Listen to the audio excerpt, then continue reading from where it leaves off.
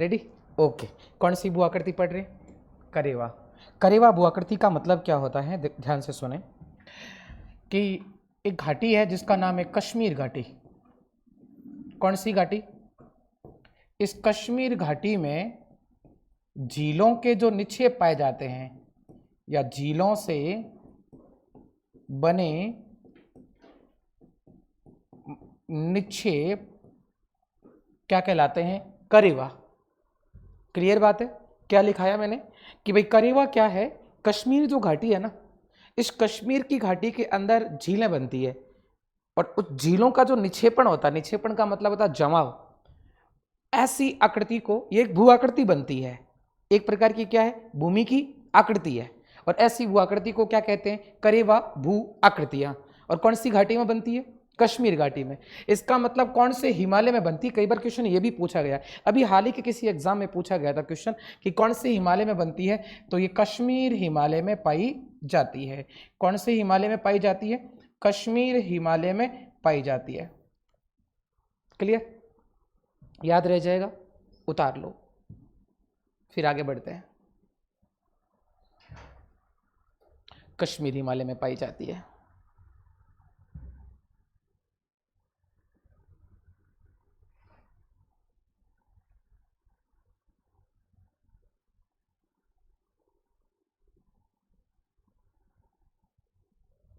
एक तो ये शब्द लिखना आप लोगों को है ना। एक और शब्द है जिसके बारे में डिस्कस करते हैं अपन। एक शब्द है चौस।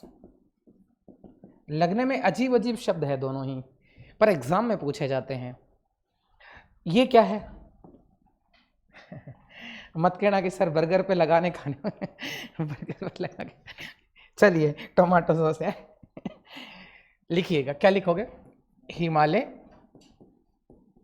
क्षेत्र, इसके बारे में लिखना है बेटा।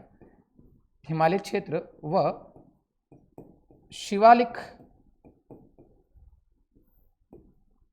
क्षेत्र में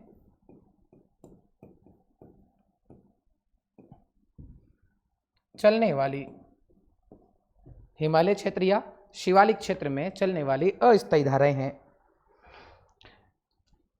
क्षेत्र में मानसून के दौरान, है ना, या मानसून के समय, ये थोड़ा लिख देना भाई। क्षेत्र में कौन से समय की बात हो रही है? मानसून के समय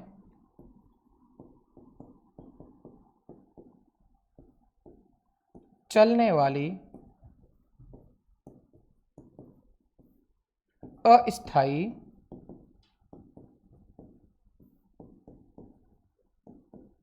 धाराएं क्या कहलाती हैं? चौस कहलाती हैं। अब मैं थोड़ा सा समझा देता हूं, फिर से ध्यान से सुने। कश्मीर की घाटी में होता क्या है? जैसे मान लो ये कश्मीर की घाटी है, ठीक है, इस टाइप से कश्मीर की घाटी बना ली मैंने। इस कश्मीर की घाटी में यहाँ से पिघल पिघल के हिमनद ग्लेशियर आएगा और इस घाटी के इस तलहटी वाले भाग पर क्या हो जाएगा? जमा हो जाएगा। होगा ना भाई? ग्लेशियर इधर से पिघल के आएगा तो उसके साथ मिट्टी आएगी, अवसाद आएगा, गाद आएगा, कंकड़ आएंगे, पत्थर आएंगे, ये तो आना ही है, बजरी आएगी। तो ये पूरा का पूरा इधर से आके निक्षेप कहाँ जमा हो जाएगा? बताइए बेटा। यहाँ जमा हो जाएगा, यहाँ जमा हो जाएगा। और जमा होने की प्रक्रिया को कहा जाता है निक्षेप। समझिएगा, जमा होने की प्रक्रिया को क्या कहा जाता है? निक्षेप। निक्षेप शब्द का मतलब ही होता है जमाव। सॉरी, जवाब लिख दिया मैंने, जमाव। बताओ बात समझ आई कि नहीं आई? मैं एक डायग्राम बना रहा हूं, इस डायग्राम के माध्यम से हम लोग समझते हैं कि कौन कौन सी प्रक्रिया होती है जिसके माध्यम से कुछ भू आकृतियां जो है वो बिखर जाती है, मतलब खत्म हो जाती है, और कुछ नई बन जाती है। प्रकृति का एक नियम है, मैं आपको बताऊं। प्रकृति क्या करती है? कुछ भौतिक प्रदेशों को खत्म करेगी और कुछ भौतिक प्रदेशों को नया बनाएगी। खत्म होते रहेंगे, नए बनते रहेंगे, खत्म होते रहेंगे, नए बनते रहेंगे। ये प्रकृति का नियम है। अब किस टाइप से बनती है थोड़ा सा आप लोग समझना है, इधर हम समझाने की कोशिश करता हूं, ध्यान से सुने। जैसे फॉर एग्जाम्पल की बात कर रहा हूं कि ये एक कोई पहाड़ है, इस तरीके से, ये लो जी। इसमें क्या होता है बेटा, समझना है आप लोगों को। इस पहाड़ के संदर्भ में बात करें, ये कोई मान लीजिए इस टाइप से कोई पहाड़ है, कोई भी मान लीजिएगा, और हालांकि मैं हिमालय के क्षेत्र की बात कर रहा हूं। इस पहाड़ का बेटा समझना है, ध्यान से सुने, इस पहाड़ का ये वाला जो भाग होता है ना, ये वाला भाग, मैं इस तीर कर रहा हूं, इधर वाला जो पहाड़ जहां खत्म होकर ढलान कंप्लीट हो जाती है, ऐसे भाग को क्या कहा जाता है? गिरिपदीय। ये बात हमारी पहले भी हो चुकी है, पता है आपको, गिरिपदीय कहते हैं, या इसको और कहा जाता है, सुनिएगा, इसको क्या कहते हैं बेटा? गिरिपदीय, या इसको और नाम से जाना जाता है, उसको कहते हैं पर्वतपदीय। गिरी का मतलब होता है पहाड़, और पदीय शब्द का मतलब होता है, पद मीन्स पैर, पहाड़ों के पैर यहीं होंगे जहां आधार चौड़े हो जाते हैं, ढलान कम हो जाती है, ये वाला भाग कह लें, मान लो।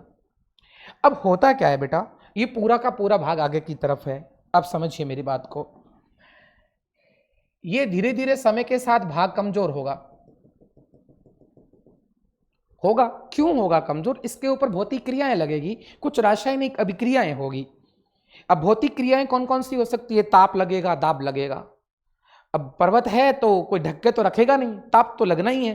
ताप लगेगा तो ताप में क्या होता है, गर्मियों के दिनों में पहाड़ों के जो चट्टानी भाग होते हैं ना, वो क्या होते हैं, पिघल कर क्या होते हैं, आकार में फैलाव आ जाता है। आता कि नहीं आता है? मैं लिख रहा हूं शब्द को, मैं ताप के संदर्भ में बात करूं तो ताप दो कंडीशन में रहेगा। अब देखो, ताप जो है दो ऋतुओं में अलग अलग रहेगा। दो ऋतु का मतलब एक तो हो जाएगा गर्मी की ऋतु, और एक अगर मैं बात कर लूं सर्दी की ऋतु। अब सर्दी की ऋतु में क्या होता है, ताप लगेगा। किस पर लगेगा बेटा? ये चट्टान है उस पर लगेगा। अब क्या लगेगा, ध्यान से सुनिए, ये बातें आप लोगों को ध्यान होनी चाहिए, कॉमन बात है। चट्टान है, ताप लगेगा। गर्मी के दिनों में होगा क्या, समझिए बेटा, गर्मी के दिनों में तापमान ज्यादा होता है तो कोई भी चट्टानी भाग है वो पिघलेगा ना, मतलब फैलाव आएगा। तो इसका मतलब गर्मियों के दिनों में इसमें क्या आ जाता है बेटा, फैलाव आ जाता है, मतलब चट्टान में विस्तार होगा। क्लियर बात है? और जैसे ही सर्दी आएगी तो ठंड से क्या हो जाएगा, संकुड़न आएगी। तो इसका मतलब क्या हो जाएगा, अगला क्या होगा, संकुड़न लिख देता हूं मैं, सिकुड़ जाएगा। सही कह रहा हूं ना? क्लियर है? अब आपको पता है कि चट्टान में ताप एक प्रकार की भौतिक क्रिया है, ये आप लोग पढ़ते हैं साइंस में। ताप एक प्रकार की क्या है, भौतिक कारक है। तो भौतिक कारक यानी कि भौतिक क्रियाएं, अभिक्रियाएं कह सकते हैं, रिएक्शन। क्लियर बात है? अब इस चट्टान के ऊपर भौतिक कारक लगा, और कौन सा भौतिक कारक लगा, ताप। और ताप लगा तो दोनों ऋतुओं में अलग अलग लगा। गर्मी की ऋतु में अलग कार्य करता है, सर्दी की ऋतु में अलग कार्य करता है। ताप तो है ही, गर्मी की ऋतु में ताप ज्यादा होता है तो किसी भी चट्टान में क्या करेगा, मूल चट्टान में फैलाव करेगा। और सर्दी की ऋतु में तापमान कम होता है तो क्या करेगा, उसको सिकुड़ेगा। अब देखो, फैलना सिकुड़ना, फैलना सिकुड़ना। यदि किसी वस्तु को, कठोर वस्तु को फैलाएंगे, सिकुड़ाएंगे, फैलना सिकुड़ना, तो क्या वो कमजोर होगी कि नहीं होगी? जैसे फॉर एग्जाम्पल तार को ले लेते हैं, अपन तार कटिंग करते हैं ना, उससे बजाय हम ऐसे करके उसको तोड़ते हैं, ऐसे करते रहेंगे, गर्म होकर टूट जाएगी। सही है ना? है ना?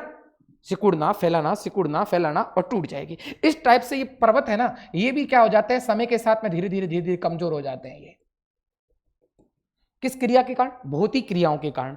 अब भौतिक क्रिया में मैंने पहले कौन सी क्रिया ली बेटा, ताप। अब मैं इस जगह अगर दाब ले लूं ना, तो दाब भी वही काम करता है, प्रेशर डालेगा ऊपर। ताप और दाब दोनों का काम क्या होता है, प्रेशर डालेगा। अब साइलेंट कर लो बेटा। प्रेशर डालेगा, और प्रेशर डालेगा तो उससे भी क्या होता है, एक बार प्रेशर ज्यादा, एक बार कम, ज्यादा कम, ज्यादा कम, असमझ की स्थिति में रहेगा और ये कमजोर हो जाएगा। क्लियर बात है? समझ में आ गई? मतलब इसकी एंटीबॉडी खत्म हो जाएगी अंदर से, और ये चट्टानें धीरे धीरे कमजोर हो जाएगी। अब कमजोर चट्टानों के ऊपर बहता हुआ जल क्या करेगा, इसको प्रभावित करेगा। और जल कह रहा है कोई बात नहीं, कमजोर है तो चल मेरे साथ में, चलते हैं ढलान की ओर। उठा के ले आएगा साथ में वो तो जल, क्योंकि जल प्रवाहित होगा, ये वाला भाग क्या होगा, पिघलेगा। या फिर बरसात होगी, बरसात के दिनों में बहता हुआ जल अपने साथ में क्या करेगा, कमजोर चट्टानों को तोड़ तोड़ के साथ लेके आएगा, और साथ लाके क्या करेगा, धीरे धीरे लाके और क्या करेगा, यहां जमा करने की कोशिश करेगा। जितना भाग इधर से कटेगा, समझिए मेरी बात को, जितना भाग इधर से कटा उतना भाग इधर क्या हो जाएगा बेटा, जमा हो जाएगा। कटता जाएगा और भाग जमा होता रहेगा। मैंने एक ही बनाया, ऐसे बहुत सारे गड्ढे भी हो सकते हैं। अब जितना भाग यहां तक जो पहुंचेगा ना भाग, तो उतना ही यहां पर बहुत सारे गड्ढे पाए जाएंगे, उन गड्ढों में पूरा का पूरा भर जाएगा, और भाग क्या बन जाएगा, समतल। क्या बन जाएगा, समतल। अब मैं आपको समझा रहा हूं, ध्यान से सुने।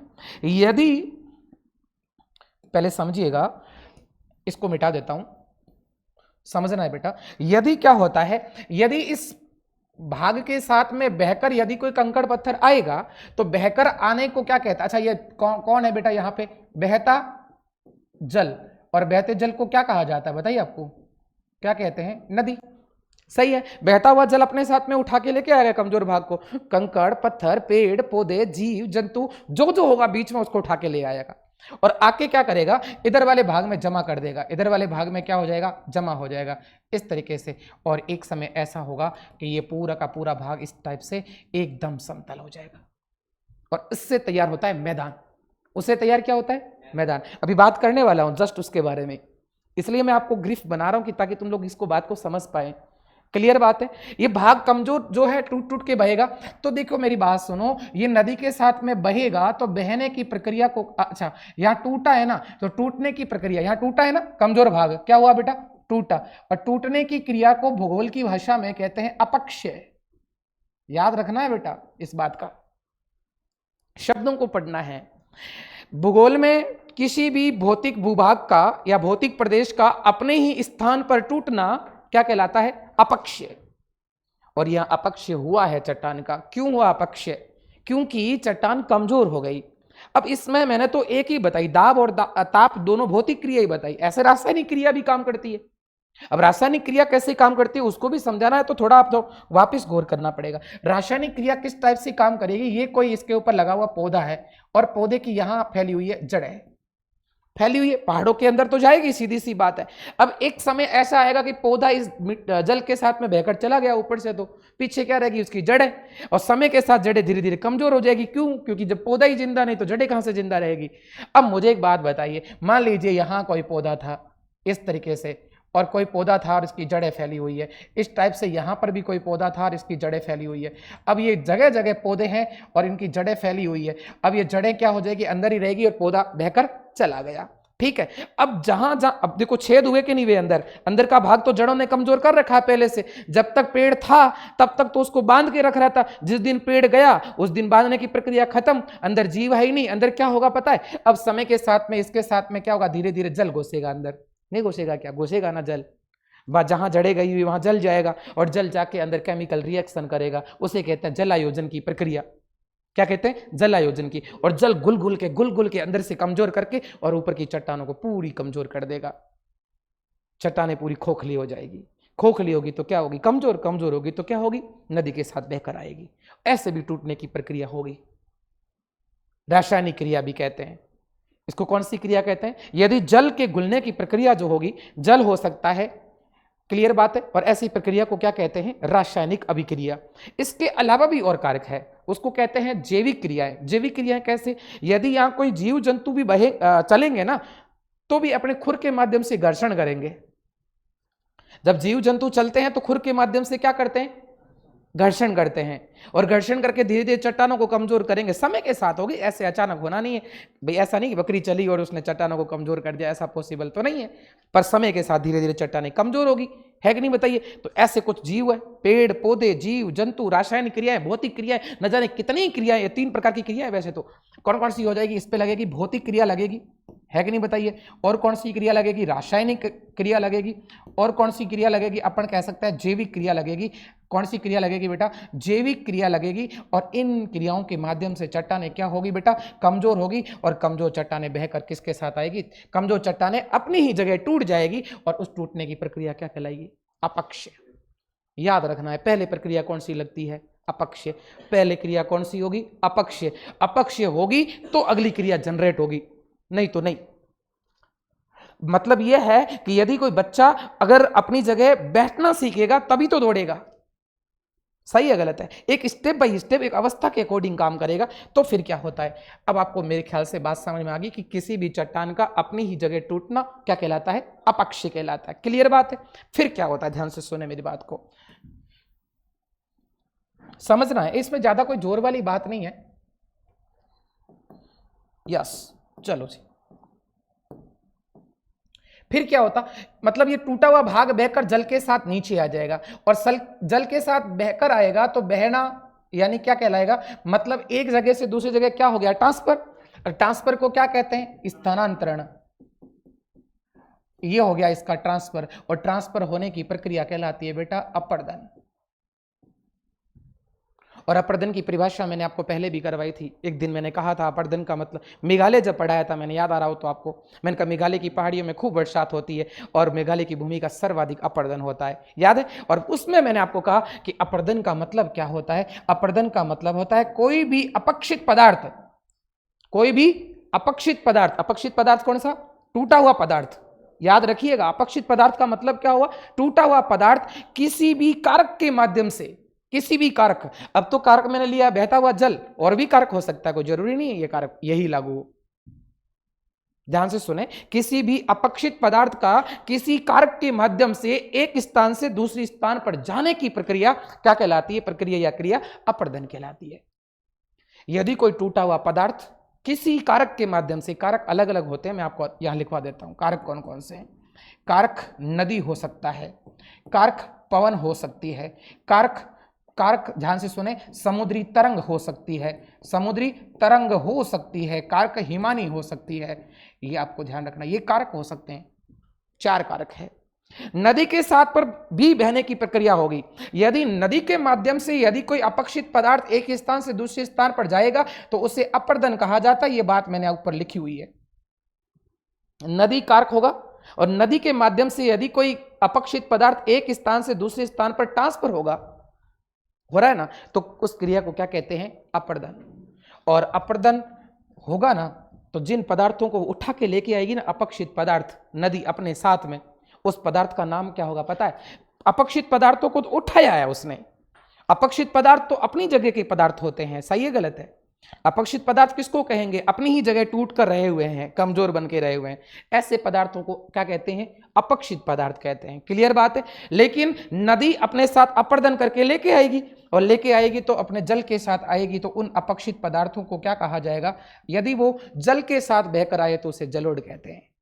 ऐसी मिट्टी को क्या कहा जाता है? जलोढ़। भूलना नहीं है जलोढ़ मिट्टी किसको कहते हैं। याद रखना आप लोगों को कि अपक्षित पदार्थ नदी के साथ बहकर एक स्थान से दूसरे स्थान पर क्या हुए? ट्रांसफर हुए। ऐसे अपक्षित पदार्थों को क्या कहा जाता है? बताइए। ऐसे अपक्षित अप्रदित पदार्थ क्या कहलाते हैं? जलोढ़ कहलाते हैं। तो जलोढ़ मिट्टी किसके माध्यम से बहकर आती है? इसका मतलब अपर्दन का मतलब तो मैंने पहले ही कह दिया ना, बहना। बहना मतलब स्थानांतरण होना, एक जगह से दूसरी जगह ले जाना, ले जाने की प्रक्रिया कहलाती है अपर्दन। ट्रांसफर होता है पदार्थ इसमें। और कौन सा पदार्थ होगा? जल के साथ यदि कोई पदार्थ ट्रांसफर होगा तो जलोढ़ कहलाएगा। क्या कहलाएगा? जलोढ़। और मान लीजिए जल तो हमारे यहां तो है ही नहीं, हमारे तो आंधियां चलती है, तो यहां पर कारक कौन सा हुआ? पवन या हवा। और पवन और हवा के साथ यदि कोई आएगा तो उसे कहते हैं अपवाहन। याद रखना है बेटा। अब प्रक्रिया तो अपर्दन ही है, लेकिन स्पेशली अगर मैं नाम दूं कि यदि कोई पवन किसी धोरे को उड़ाकर, हो सकता है इस जगह धोरा ही हो, जरूरी थोड़ी है पहाड़ है, हमारे यहां तो धोरे हैं, उसको भी तो पवन उड़ाएगी ना। यदि किसी भाग को कौन? पवन कारक उड़ाकर लेकर जाएगी तो उड़ाकर ले जाने की प्रक्रिया क्या है? अपवाहन कहलाती है। और जो जिस पदार्थ को लेके जाएगी उसे कहते हैं वायोड। वायु के साथ अपवाहित पदार्थ क्या कहलाता है? वायोड कहलाता है। सिंपल कॉन्सेप्ट है। जल के साथ कौन होगा? जलोढ़। और वायु के साथ वायोड। बस जल अपर्दित होकर जलोढ़ लाता है और पवन अपवाहित होकर वायोड लाती है। क्लियर बात है। अच्छा एक चीज और बता रहा हूं, इस अपर्दन का मतलब अगर एक ही भाग में कहूं तो कटाव व बहाव की प्रक्रिया अपर्दन कहलाती है। किसका कटाव? अब अपक्षित पदार्थ तो अपनी जगह आराम से बैठा कुर्सी लगा के, वो कह रहा कि कमजोर भले ही हूं, अपनी जगह तो बैठा हूं ना। अब अपक्षित पदार्थ तो कह रहा कि मैं नहीं हिलने वाला, ये पदार्थ उसको अपनी जगह वहां से काटेगा। उसको क्या करेगा? वहां से काटेगा और फिर अपने साथ बहेगा। क्लियर बात है। फिर बहाकर लेके आएगा। तो काटना और काटने के साथ बहाकर ले जाना, दोनों ही प्रक्रिया कहलाती है अपर्दन। क्लियर बात हुई कि नहीं हुई? इसका मतलब अपर्दन की परिभाषा क्या है? मृदा के कटाव व बहाव की प्रक्रिया क्या कहलाती है? अपर्दन कहलाती है।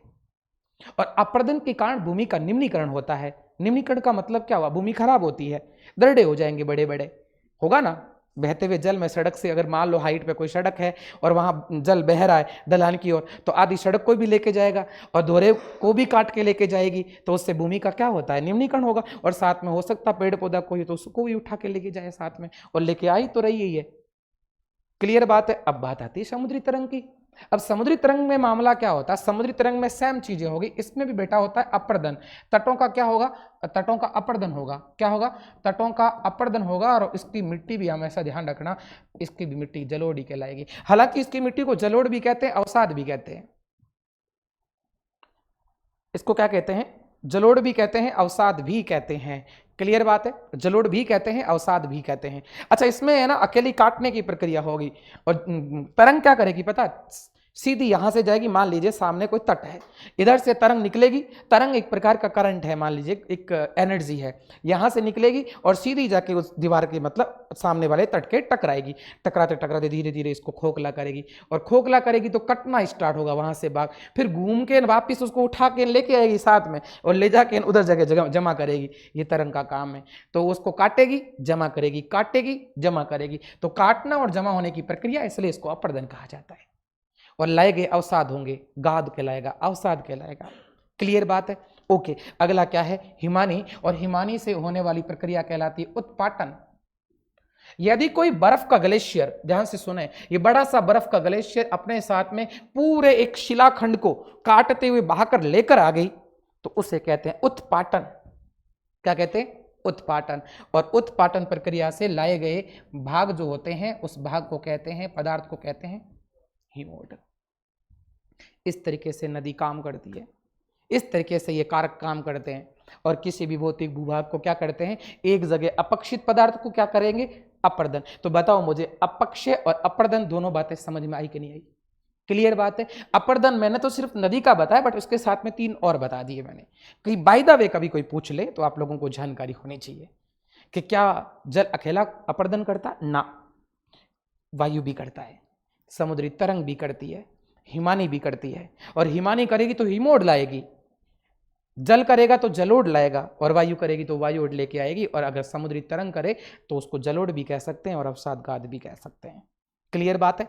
चलिए जी, अगली जो बात कहते हैं, तो पहली प्रक्रिया कौन सी लागू हुई बेटा, अपक्षय। दूसरी प्रक्रिया कौन सी लागू हुई, अपर्दन। अब तीसरी प्रक्रिया लागू हो जाएगी, जो क्या करेगी, जो निचले भूभाग है ना, उस पे लाए गए पदार्थों का डिपोजिट करेगी। डिपोजिट का मतलब जमा करेगी। और उस जमा करने की प्रक्रिया को क्या कहा जाता है पता है, जमा करने की प्रक्रिया को कहते हैं निक्षेपण। जमा करने की प्रक्रिया को कहते हैं निक्षेपण। जमा करने की प्रक्रिया क्या कहलाएगी, निक्षेपण कहलाएगी। यदि किसी पदार्थ को क्या कर दिया आपने, जमा कर दिया, तो उस जमा पदार्थ का नाम क्या कहलाएगा, बताइए मुझे। उस जमा पदार्थ का नाम क्या होगा, निक्षेपण होगा। जमा पदार्थ का नाम क्या होगा, निक्षेपण होगा। चलिए जी, जमा पदार्थ का नाम क्या होगा बेटा, निक्षेपण होगा। निक्षेपण का मतलब क्या होता है, अभी मैंने आपको बताया। निक्षेपण का मतलब होता है बेटा, किसी भी पदार्थ का क्या हो जाना, जमा हो जाना, या किसी भी पदार्थ का क्या हो जाना, डिपोजिट हो जाना। जमा होगा, उधर से अपक्षय होगा, टूटा। क्लियर बात है, टूट के अपनी जगह पड़ा है। अपर्दन की प्रक्रिया शुरू हो गई, अपर्दन ने उसको काटा, काट कर बहा कर लेकर आ गई। अब बहाने का काम अपर्दन का है, लेकिन अब उसका क्या होगा, अगला भाग जमा होना होगा, क्योंकि ढाल तो धीरे धीरे कम हो जाएगी अगली। और ढाल जहां कम होगी, जहां गड्ढा होगा, उस जगह धीरे धीरे पदार्थ जो है जमा होते रहेंगे। और एक समय ऐसा आएगा कि पूरा का पूरा भाग क्या हो जाएगा, समतल मैदान बन जाएगा। और आपको बता दूं, मिट्टी के बहते हुए जल के द्वारा लाया गया निक्षेपण जो होगा, लाए गए निक्षेपण से, किसके निक्षेपण से, जलोढ़ निक्षेपण से। क्यों भाई जलोढ़ क्यों नाम लिख रहा हूं, क्योंकि जल हमें अपने साथ लेके आएगा, वो क्या लेगा, जलोढ़। और उसका क्या करेगा, जलोढ़ का क्या हो जाएगा, निक्षेपण। और उससे क्या बनेगा, भूभाग समतल, मतलब क्या बन जाएगा, पूरा का पूरा प्लेन बन जाएगा, प्लेन। और उसी तो प्लेन का मतलब मैदान ही तो होता है। इस समतल भूभाग को क्या नाम देंगे बेटा, मैदान नाम दे देंगे। ये प्रक्रिया चलती रहेगी, सब जगह ये प्रक्रिया चलती है भूमि के ऊपर। अब आप कहोगे सर ये तो चलो ठीक है, बात समझ में आ गई, क्या दोहरे भी बनेंगे आगे जाके? हाँ बिल्कुल दोहरे बनेंगे। क्यों, क्योंकि इतना भाग अगर उठेगा तो जमा तो कोई सीधा तो है नहीं, इतनी भी सीधी नहीं है ये, जल भी इतना सीधा नहीं है। है कि नहीं। वो वायु तो अपने साथ उड़ा उड़ा के क्या करेगी, उधर से उठाएगी, आगे धोरा बनाएगी, अलग अलग प्रकार के धोरे बनेंगे। अपन बात करने वाले हैं भौतिक प्रदेशों के विकासों के संदर्भ में। बरखान बनेगा, अनुदैर्ध्य बनेगा, अनुप्रस्थ बनेगा, पैराम्बोलिक बनेगा, सिफ बनेगा, न जाने कितने धोरे बनेंगे इसमें। ठीक है, क्लियर बात है। तो अब हम लोग जो सिर्फ इतनी बात करेंगे, क्या आप लोगों को मैं बार बार शब्द का नाम लूंगा। अपक्षय समझ में आ गया, अपर्दन समझ में आ गया।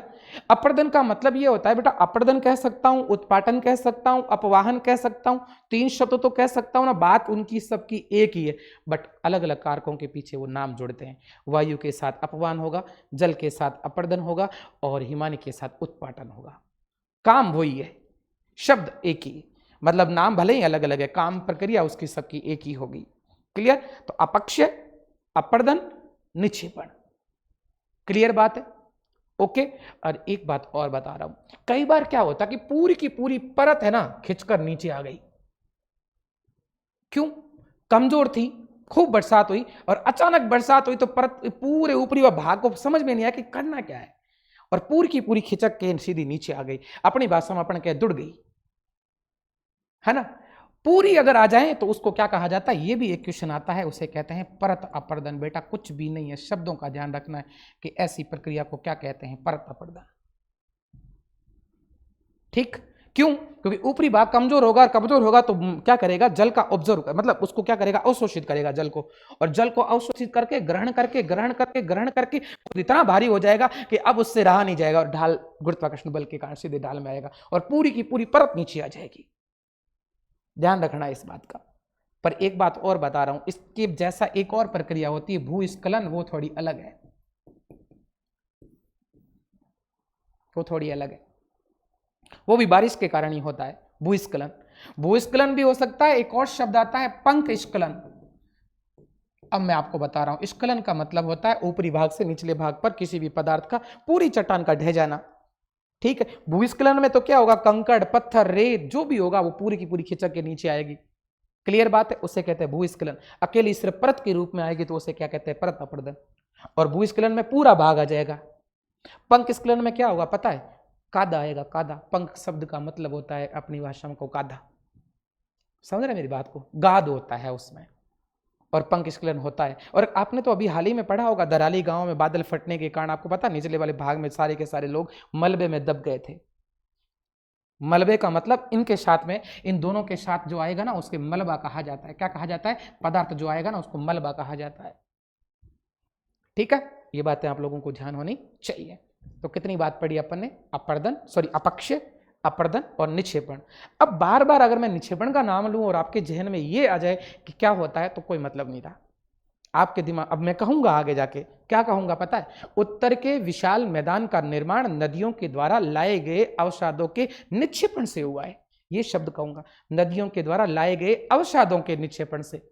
अब यहां अवसादों के निक्षेपण का मतलब है, यहां शब्द आता है अवसाद, और वो अवसाद क्या है, वो अवसाद ही तो है जिसका नाम जलोढ़ है। जलोढ़ एक प्रकार का अवसाद ही तो है। अवसाद का मतलब टूटा हुआ भाग, उसका छोटे छोटे टुकड़े, मिट्टी भी हो सकती, कंकड़ पत्थर, जीव जंतु, पेड़ पौधे, सब के सब साथ में आएंगे।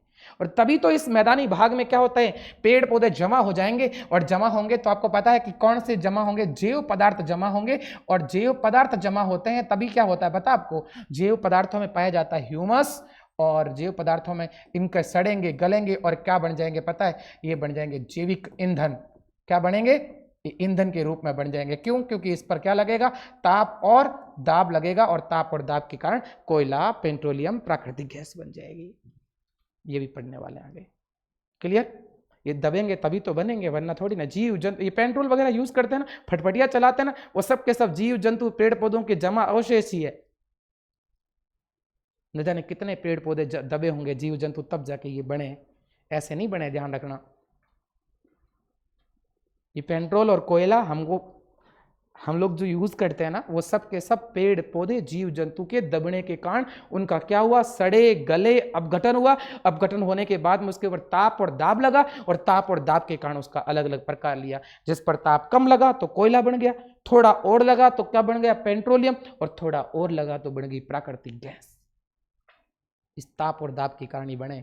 तब कोयला ऊपर पाया जाता है, उसके जस्ट नीचे पेट्रोलियम पाया जाता है, उसके जस्ट नीचे प्राकृतिक गैस पाई जाती है। लेकिन पेट्रोलियम और प्राकृतिक गैस दोनों आपस में लड़ते हैं, इसलिए वो कह रहा कि तू बड़ा भारी है, मेरे को भार लग रहा है, इसलिए मैं ऊपर रहूंगी।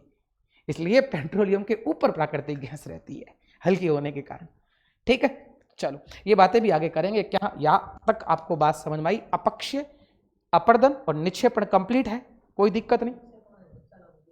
क्या निच्छालन लीचिंग प्रक्रिया होती है? मैं अच्छा आपने पूछ ही लिया तो बता देता हूँ, चलो कोई बात नहीं। निच्छालन की प्रक्रिया भूगोल का एक शब्द है लीचिंग जिसको कहा जाता है। निच्छालन में क्या होता है, देखो जैसे मान लीजिए ये कोई भाग है, ठीक है, और इधर खूब सारी बरसात हुई और खूब सारी बरसात हुई, तो इसमें क्या है, ये जो मान लीजिए ये परत है कोई भी मृदा की, इस मृदा की परत में कुछ तो छोटे छोटे कण थे, कुछ बड़े बड़े कण थे, कुछ बड़े बड़े कण थे, कुछ छोटे छोटे कण थे। खूब बरसात हुई तो बरसात के साथ में इन छोटे छोटे बारीक कण जो है वो मृदा अंदर चली गई। क्या चली गई? अंदर। और बड़े बड़े भाग का कंकड़ पत्थर क्या रह गए? बाहर आ गए। समझ में आई ना बात? भाई मृदा के ऊपर वाले भाग में छोटे पत्थर भी है, मतलब बारीक कण भी है और बड़े कण भी है, तो बड़े और छोटों में से निच्छालन की प्रक्रिया के माध्यम से क्या होता है, जो छोटे छोटे बारीक कण होते हैं वो मृदा अंदर चली जाती है, धरती के अंदर। क्लियर बात है? और इसकी प्रक्रिया को देखना है तो मैं ये कह रहा हूं कि यदि अपने घर में झोंपा है तो झोंपे जो सज्ज है ना, उसके टपक टपक के जो जल आता है ना, वो धीरे धीरे गड्ढा करता है, देखा होगा आपने।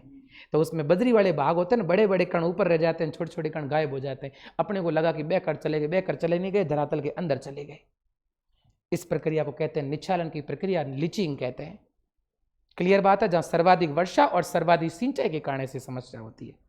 ज्यादा सिंचाई करेंगे ना तो ज्यादा सिंचित भूभाग जो होता है ना, उसमें भी बड़े बड़े कण बन जाते हैं मिट्टी के, आपने देखे होंगे बड़े बड़े कण हो जाते हैं। क्यों? क्योंकि बारीक कण सबके सब जल के साथ में घुलकर कहां चले गए? नीचे। इसे लीचिंग या निच्छालन की प्रक्रिया कहते हैं। क्लियर? ओके, तो दोनों में थोड़ा फर्क है। ये जमा होने की प्रक्रिया है, ये घुलकर नीचे जाने की प्रक्रिया है। ओके, ठीक है। और इसमें और भी ये ध्यान रखना, जैसे मान लीजिए रासायनिक खाद आपने डाल दी कोई इसके अंदर ऊपर खेत में, और आप बार बार सिंचाई कर रहे हैं, तो रासायनिक खाद भी धीरे धीरे बहकर कहाँ जाएगी? नीचे जाएगी, और भूम जल को क्या करेगी? गंदा करेगी। ये भी एक प्रकार की समस्या है निच्छालन के कारण।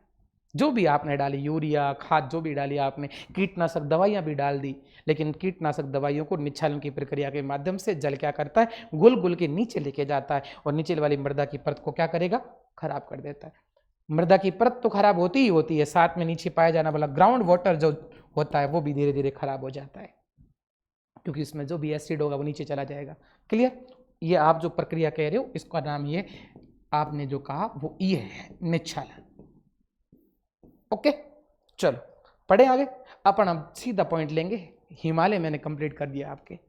हिमालय के बाद में अगला जस्ट टॉपिक होगा आज का, उसका नाम है उत्तर का विशाल मैदान। लगा दीजिए। पढ़े? समझ में आया या ऊपर से गया? आया? कोई दिक्कत नहीं, अब बार बार वो शब्द लाएंगे ना तो याद रह जाएगा। अगर आपके जहन में कोई क्वेश्चन आते हैं ना तो बता दिया करो, ऐसे आएगा तो बता दूंगा, नहीं आया तो कोई दिक्कत वाली बात नहीं, पर कोशिश करूंगा कि सारे आने के लिए। ठीक है? हाँ, क्योंकि आप ऐसे बताते रहेंगे ना तो क्या है कि मुझे भी होगा कि भाई मुझे क्या बताना चाहिए। कई बार ऐसा होता है कि बताने से सामने डेटा आ जाते तो उससे क्या होता है कि दोनों की फायदा होता है, आपके और हमारे सबके ही फायदा। ठीक है? क्या कह रहे हो? हाँ, पूर्वोत्तर कंप्लीट हो चुका है। पहाड़ियाँ लिखवा दी, क्षेत्र लिखवा दिया, और दर्रे थे वो लिखवा दिए, कुछ भूभाग मैंने लिखवा दिए। इससे ज़्यादा क्वेश्चन नहीं पूछा जाता है। ठीक है? चलो जी, यस, पहले एक टॉपिक लगा देता हूं मैं। क्या टॉपिक चल रहा है हमारा? उत्तर का विशाल मैदान। देखो हार्ड वाले जितने सारे टॉपिक थे ना वो थोड़े है ना, मैं भी कह रहा था थोड़े वो भी निकल गए हैं, अभी ज़्यादा चिंता करने जैसी जरूरत नहीं है। हार्ड टॉपिक हिमालय जो है ना वो बड़ा हार्ड टॉपिक है, क्योंकि मैं कई बार बच्चों को देता हूँ 11th के, इनके 11th में ही है चैप्टर में हिमालय, तो उसको देता हूँ तो उनको हिमालय सबसे ज़्यादा हार्ड लगता है। मैदान इतना हार्ड नहीं है। मैदान में डायग्राम है, डायग्राम होते हैं ना तो थोड़ा क्या होता है, इजी याद होता है, थोड़ा थ्योरी होती है, थोड़ी क्या टेक्निकल वर्ड होते हैं उसमें यूज़ करने के लिए। तो चलो कोई दिक्कत वाली बात नहीं, अपन इधर बात करने वाले हैं और इसको ले लेते हैं पहले। यस, नाम क्या देंगे? उत्तर का विशाल मैदान। उत्तर का विशाल मैदान भी कह सकते हैं और इसका दूसरा नाम गंगा का विशाल मैदान भी है। क्यों? क्योंकि गंगा भारत की सबसे बड़ी नदी घाटी है, भारत की सबसे बड़ी नदी है, सबसे बड़ा नदी बेसिन होने के कारण उनके नाम से इनका क्या दे दिया गया, गंगा का मैदान भी कहते हैं। उत्तर के विशाल मैदान का उपनाम अगर आप लिखेंगे तो क्या लिखेंगे, उपनाम लिख दीजिएगा, कोई दिक्कत वाली बात नहीं है। उपनाम, नाम डालिए, उपनाम, यस उपनाम।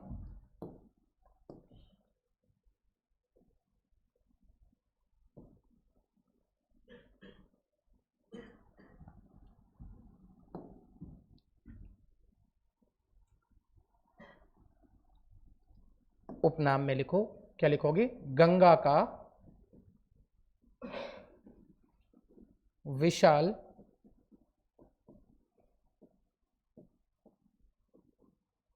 मैदान। ठीक है बेटा, गंगा का विशाल मैदान। फिर अपन पढ़ेंगे उत्पत्ति।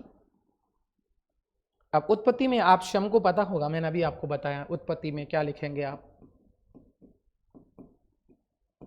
उत्पत्ति में क्या लिखेंगे,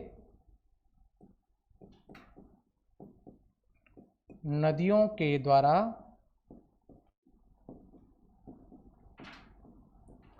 लाए गए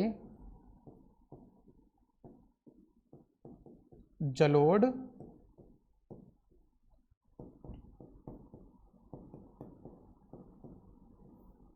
निक्षेपों से। जलोढ़ के जगह कोष्टक में अवसाद लिख देना।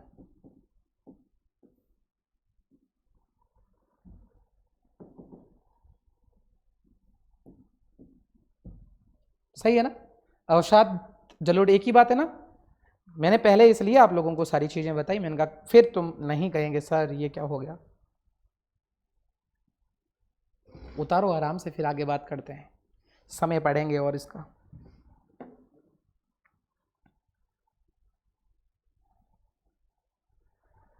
इसमें दो पढ़ेंगे, एक महाकल्प पढ़ेंगे, एक कल्प पढ़ेंगे, दोनों चीजें आप लोगों को जानकारी होनी चाहिए। कोई पानी की बोतल ले आओ उधर से।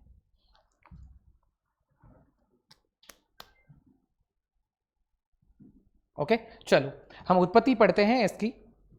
उत्पत्ति के बाद में मैंने आपको कहा कि समय पढ़ते हैं, कौन से समय में इनकी हुई है। समय की अगर बात करें तो जी बेटा ध्यान दीजिएगा, अगर महाकल्प की बात करूं, महाकल्प, अगर मैं महाकल्प की बात करूं, जिस युग कहते हैं ना वैसे महाकल्प है, तो नियोजोइक, याद रखना पड़ेगा, नाम तो है वैसे, इयोसीन, मायोसीन, प्लिस्टोसीन, प्लायोसीन, ऐसे बहुत सारे नाम है।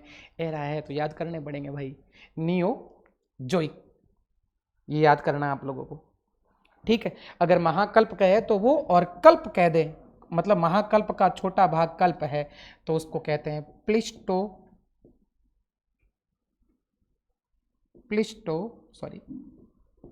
प्लिस्टोसीन,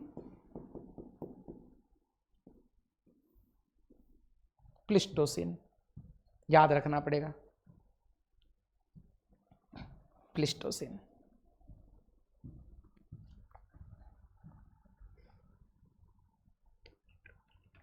अवस्थिति लिख दो,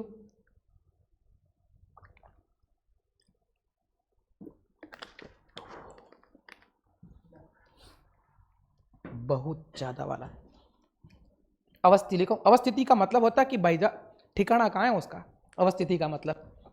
तो ये उत्तर का विशाल मैदान जो है उसकी अवस्थिति क्या है, लोकेशन क्या है, मतलब समझ में आई ना बात।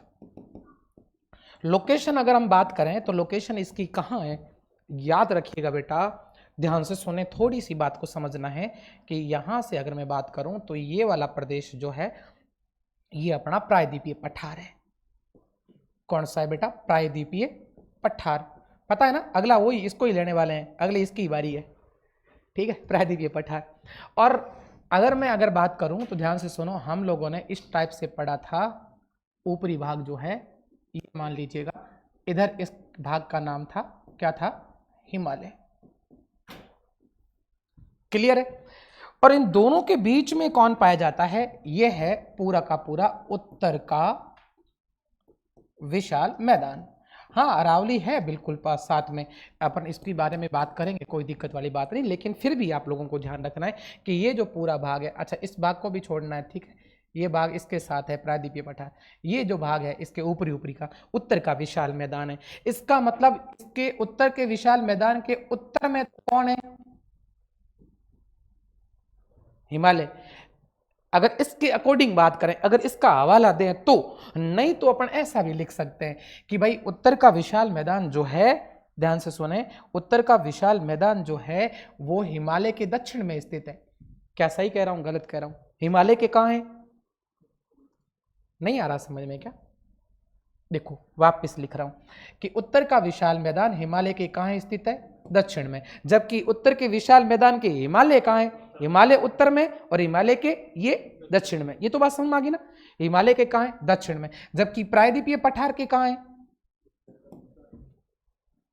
सही है ना? गड़बड़ नहीं है? पक्का श्योर? ओके क्लियर बात है। और अगर मैं कह दूं कि भाई मरुस्थल के किस तरफ हो जाएगा, तो आप लिख देना पूर्व में, और कहां होगा कहने की जरूरत नहीं है ना। तो इसमें क्या लिखेंगे आप लोग बताइए मुझे, क्या लिखेंगे कि हिमालय के दक्षिण में तथा प्रायद्वीपीय पठार के कहां है बेटा? उत्तर में। मेरे ख्याल से आप लोगों को रटना नहीं है, मैं बार बार आप लोगों से कह रहा हूं, नहीं रटना है। गंगा का विशाल मैदान कहते हैं, विभिन्न नदियों के द्वारा लाए गए निक्षेपों से इसका क्या हुआ है? निर्माण हुआ है ना?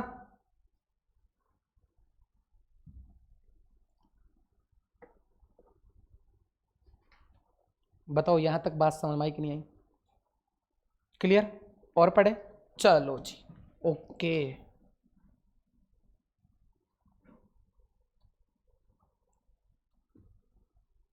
कितने तक लिया इसने? चलो कोई बात नहीं, यहाँ लो। अब हम पढ़ने वाले हैं इसकी लंबाई क्या है। ले भाई, लंबाई है 3200 किलोमीटर, ठीक है। और फिर क्या पढ़ेंगे इसकी? मैं अभी सामान्य बात की कर रहा हूं, 150 किलोमीटर से 480 किलोमीटर तक, ये एवरेज में इतना है। 150 से ज्यादा और 480 से कम, इसके बीच में इसका विस्तार है। अच्छा ये गहरा कितना है, कितना इसका निक्षेपण हो रखा है? मिट्टी लाला के जमा तो हुई है, तो अगला क्या लिख दोगे? गहराई कितनी है? तो बताइए मुझे बेटा। गहराई है लगभग 2000, अब किलोमीटर मत करना, फिर तो धरती के आर पार हो जाएंगे। ठीक है, आर पार तो नहीं होंगे, फिर भी आधो आध तो चले ही जाएंगे।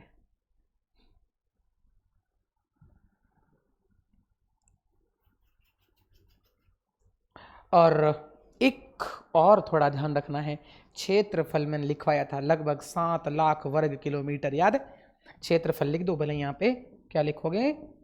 ये लो जी, इसका एरिया कितना है? तो एरिया है 7 लाख वर्ग किलोमीटर। ये थी अपनी सामान्य बात सिर्फ इसके बारे में, ठीक है। 7 लाख वर्ग किलोमीटर ये लिखाया हुआ है मैंने आप लोगों को पहले भी। अब इसके भाग पढ़ेंगे, 4 भाग है इसके, और चारों भागों को अपन करते हैं ना। चलिए जी,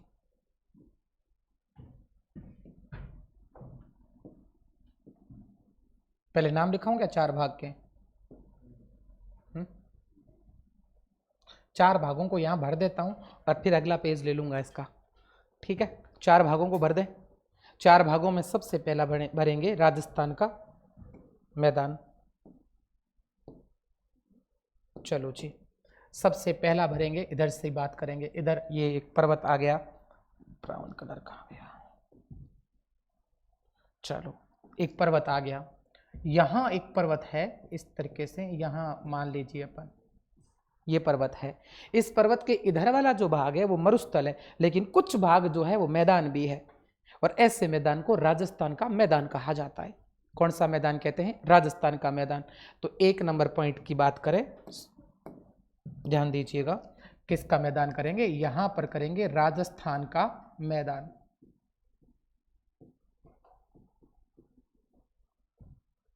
ठीक है, कितने नंबर पॉइंट हुआ बेटा? 1 नंबर। हालांकि आगे डिटेल से करेंगे, चिंता करने की जरूरत नहीं है। 2 नंबर इधर करेंगे, इधर उसको कहेंगे पंजाब का मैदान, जो पंजाब व हरियाणा का है। पंजाब का मैदान भी कह सकते हैं, सतलज का मैदान कहा जाता है। अच्छा, राजस्थान के मैदान में यदि कोई नाम आ जाए ना, तो इसका नाम क्यों आएगा यहाँ पर? मैं राजस्थान के मैदान के संदर्भ में नाम इधर क्यों डाल रहा हूँ पता है? क्योंकि राजस्थान की एक महत्वपूर्ण नदी यहाँ बहती है, जो राजस्थान में सबसे लंबी नदी है, और अगर कहें पश्चिमी राजस्थान की संदर्भ में अगर बात करूं तो राजस्थान की सबसे लंबी नदी का नाम तो चंबल है, और अगर कहेंगे कि बड़ा बेसिन के नाम से कहें तो उसका नाम क्या है बता आपको? बताइए मुझे, बताओ कौन सी है? बनास नदी है। पता है क्या? नहीं पता? अगर लंबाई की बात करें तो कौन सी है? चंबल। पूर्णतः राजस्थान में बहने वाली सबसे लंबी नदी कौन सी है? बनास है। भूलना नहीं है, मैं फिर से बता रहा हूं, राजस्थान की सबसे लंबी नदी कौन सी है? चंबल। पूर्णतः राजस्थान में बहने वाली सबसे लंबी नदी कौन सी है? बनास, जिसको वनों की आशा कहा जाता है। राजस्थान के वन आस लगा के बैठते हैं कि बनास आएगी, हमको पानी पिलाएगी। ठीक है, क्लियर बात है। और यदि मैं बात करूं पश्चिमी राजस्थान की, तो पश्चिमी राजस्थान की सबसे लंबी नदी या मुख्य नदी लूनी है।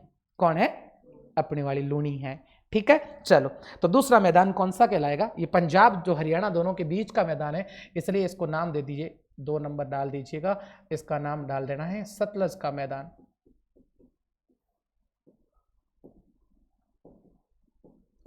सतलज का मैदान पंजाब प्लस हरियाणा के बीच में है। बनाते रहो, डायग्राम बनाना है ऐसे भाई, इसको भरना पड़ेगा ऐसे, मुझे देखने से कुछ नहीं होगा। दूसरा कौन सा? वो तो पॉलिटिकल मैप है, पॉलिटिकल मैप थोड़ी पढ़ा रहा हूँ मैं, भौतिक प्रदेश तो मैं फिजिकल मैप पढ़ा रहा हूँ। नहीं नहीं नहीं, ऐसा कुछ नहीं है। ऊपर पंजाब, देखो मेरी बात सुनो, ये वाला पार्ट है, तो आपको यहाँ बिंदु लगा दो, क्या फर्क पड़ता है? अपने को तो पूरे पार्ट लिखने हैं, कोई दिक्कत वाली बात नहीं है। और मैं आपको साथ साथ राज्य बता रहा हूँ ना कि इन राज्यों में आपको पढ़ना है। क्लियर बात है बेटा? ठीक है, लिखो, भरो भरो भरो, भरना पड़ेगा भाई। फिर उसके बाद में थोड़ा सा इधर भाग आ जाएगा, इधर का भाग होगा, और इधर के भाग में आप लिखोगे 3 नंबर पॉइंट, उत्तर का मैदान। 4 नंबर पॉइंट यहां लिखिएगा, मध्य का मैदान, उत्तर का मैदान। गंगा के मैदान 3 भरना पड़ेगा आपको, उत्तर का, मध्य का, दक्षिण का, ये तीनों। ठीक है, उत्तर का मैदान का मतलब है उत्तर गंगा का मैदान लिख देना, उत्तर गंगा का मैदान। फिर मध्य, एक सेकेंड है ना, मध्य गंगा का मैदान। एक और यहां भरना पड़ेगा इधर वाले पार्ट में, इधर वाले पार्ट में लिखोगे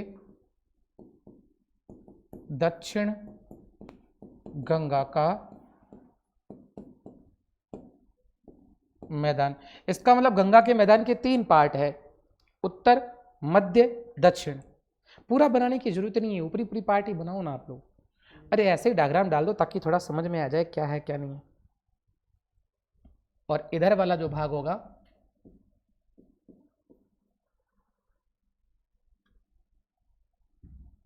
इसे कहते हैं ब्रह्मपुत्र का मैदान।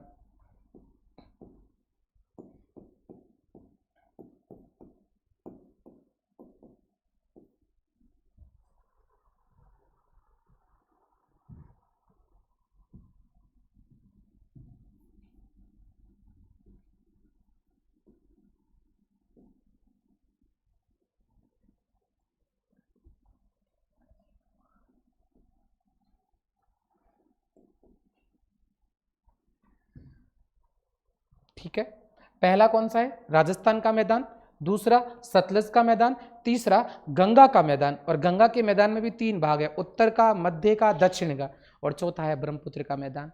ये 4 मैदानों के नाम आपको ध्यान रखने पड़ेंगे। और इसको डिटेल से पढ़ना है थोड़ा।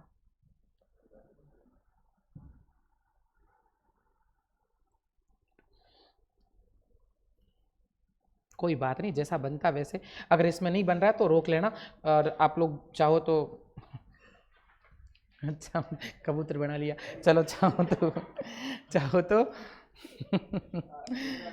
आप चाहो तो इसको घर जाके मैप में भी भर सकते हो। अगर नहीं है ना तो मेरा मेरा कहना मानिएगा, आप लोग मेरी बात सुनिएगा। आप भारत के मैप लाइए, भारत के मैप को जहाँ जो प्रदेश पढ़ रहे हैं ना उसको ही काम लेना, कटिंग कर दो ना बाकी वाला। हिमालय पढ़ा तब तक हिमालय वाला कटिंग करके रख लिया, फिर उसके बाद में एक और कटिंग करके, जब प्रादीपीय पठार पढ़ेंगे इतना ही कटिंग करके रख लो ना, कटिंग करके पीछे रहेगा तो उसको बाद में यूज कर लेना। तो ऐसे मैप आप ले आओ, 10-15 मैप लाओ, उसको कटिंग करके चिपकाते रहो, उसको यूज करते रहो, ताकि अपने को अंदर भरने से क्या होता है, याद रहता है, और कुछ नहीं है।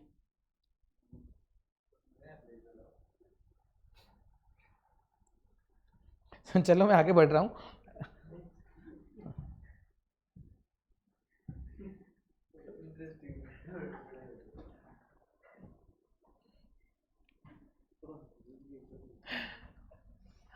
उत्तर के विशाल मैदान का प्रादेशिक विभाजन हेडिंग लगा दीजिएगा।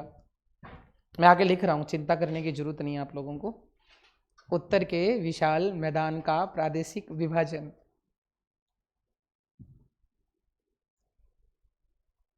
प्रैक्टिस करनी पड़ेगी, ऐसे मैप नहीं बनेगा।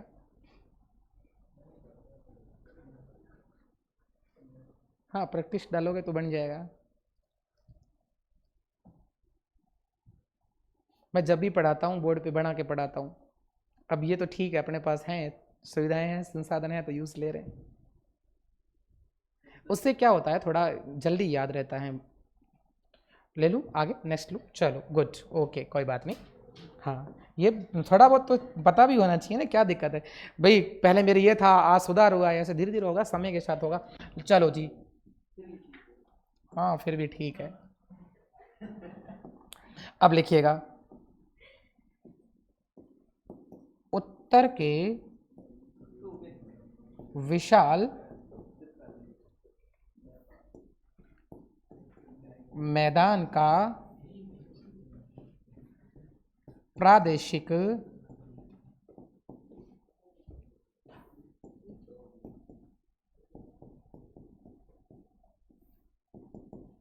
उत्तर के विशाल मैदान का प्रादेशिक विभाजन। उत्तर के विशाल मैदान का प्रादेशिक विभाजन। लो जी,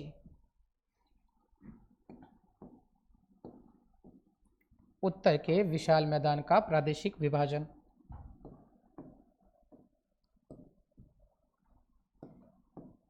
उत्तर के विशाल मैदान का प्रादेशिक विभाजन पढ़ेंगे।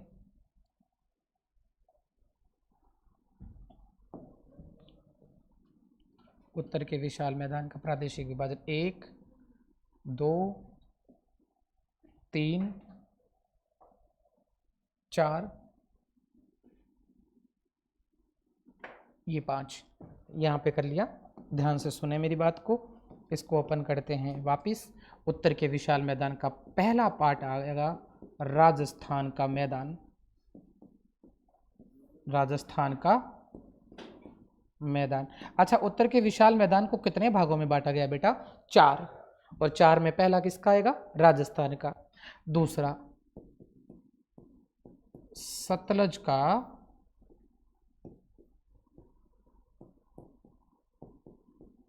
मैदान। तीसरा कौन सा आएगा?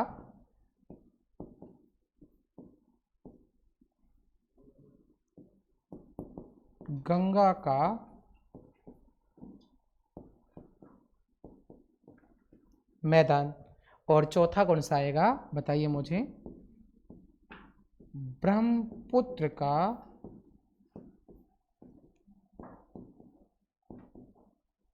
मैदान।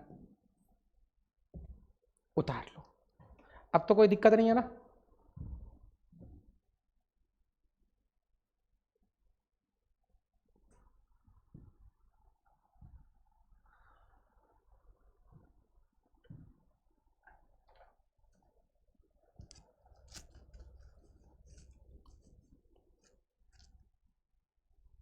वापस 1 नंबर को लेते हैं, हेडिंग लगाना पड़ेगा वापस। कौन सा मैदान पढ़ेंगे 1 नंबर में? राजस्थान का मैदान।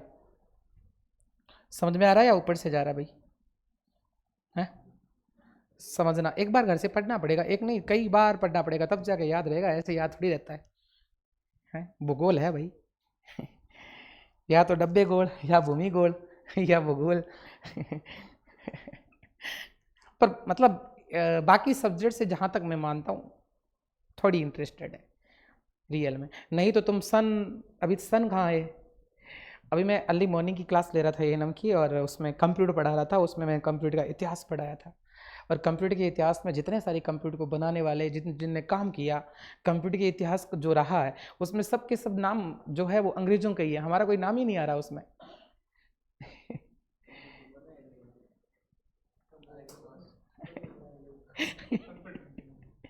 समझ रहे हैं मेरी बात को? तो अभी हम जो पढ़ रहे हैं ना, तो ये तो हमारे आसपास का भाग ही पढ़ रहे हैं। राजस्थान, तो बेटा हेडिंग लगा दीजिएगा,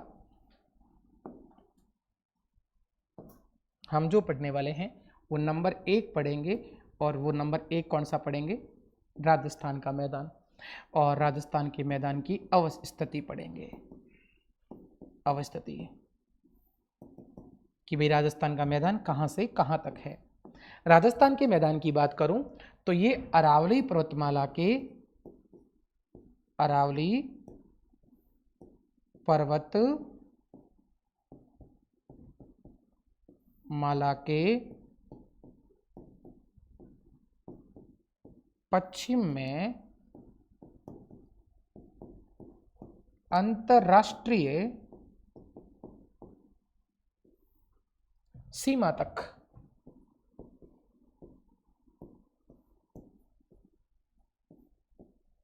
कहां तक है? अरावली के पश्चिम में। और लास्ट कौन सी सीमा आएगी? अंतरराष्ट्रीय सीमा। और अंतरराष्ट्रीय सीमा कौन सी पता है? रेड क्लिफ, पाकिस्तान वाली, वहां तक इसका विस्तार है, ध्यान रखना आप लोगों को। फिर अगला पॉइंट, नदी कौन सी है पूछा जाए तो मुख्य नदी है लूनी। यदि अगर आपको पूछ लिया जाता है कि झील कौन सी है, तो झील कौन सी हो जाएगी? सांभर। भारत की, सॉरी, राजस्थान की सबसे खारे पानी की झील कौन सी है? सांभर। नदी कौन सी है अपनी? लूनी। जलवायु कैसी होगी? शुष्क व अर्ध शुष्क। जलवायु लिख सकते हैं, परिस्थितियां भी लिख सकते हैं ना। परिस्थितियां कैसी होगी?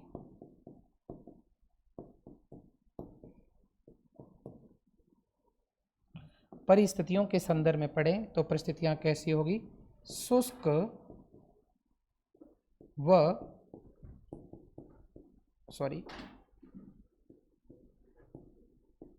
अर्ध शुष्क परिस्थितियां।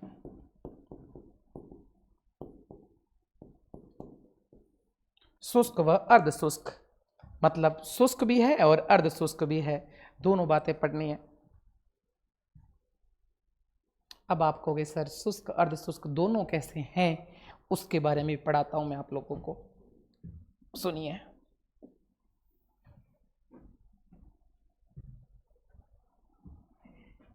मैदान साथ में ले लिया क्या इसने? चलो यार,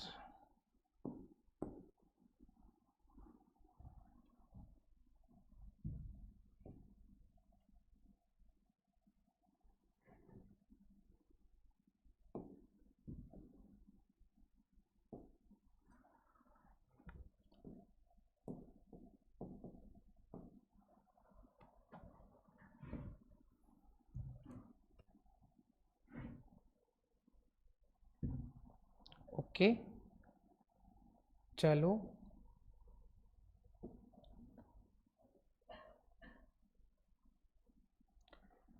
अपन डायग्राम के माध्यम से समझते हैं क्या है मामला, ठीक है?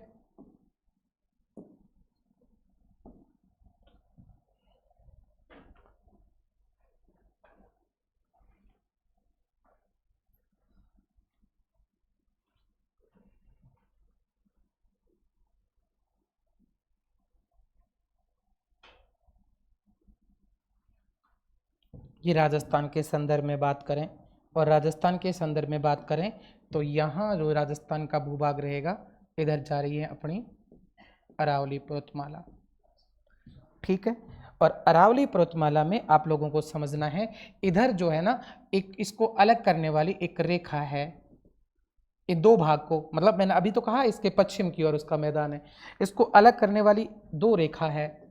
थोड़ा सा आपको और बताता हूँ वापिस, इधर इसको अलग करने वाली एक रेखा है, अलग करने वाली, इधर से ही मान लीजिएगा एक रेखा है ऐसे, और इस रेखा का नाम है, सुनिएगा बेटा, 25 डिग्री सेंटीमीटर। ठीक है, अरावली करती है 50 से अलग, ये करती है 25 से अलग, 25 अरावली की तरफ है, 25 है अंतर्राष्ट्रीय सीमा की तरफ। अब मेरे ख्याल से बात समझ में आ गई होगी। अब 25 डिग्री इसको क्या करता है, राजस्थान के मैदान को 25 डिग्री सेंटीमीटर वर्षा रेखा दो भागों में बांटती है। राजस्थान के इस मैदान को कितने भागों में, एक भाग तो ये कहलाएगा और एक भाग ये कहलाएगा। क्या बात समझ आई कि नहीं? कितने डिग्री वर्षा रेखा, 25 डिग्री, कितने भागों में बांटती है, दो, और दो भाग बनता है। तो मैं आपको बता रहा हूं, ध्यान से सुने, एक तो बनती है स्थिति शुष्क और एक बनती है अर्ध शुष्क। तो 25 डिग्री है इन दोनों के बीच में, 25 डिग्री सेंटीमीटर। इधर जाएंगे मतलब अरावली की तरफ तो ये स्थितियां हो जाएगी, और इधर जाएंगे तो ये स्थितियां हो जाएगी। क्या बात समझ आई कि नहीं? इसका मतलब अरावली और 25 डिग्री सीमा रेखा के बीच में अर्ध शुष्क है, जबकि 25 डिग्री से अंतरराष्ट्रीय सीमा के बीच में शुष्क है। क्लियर बात है? उतार लीजिएगा, लिखो। राजस्थान के मैदान को ऐसे लिखना है। इसको मिटाऊं क्या?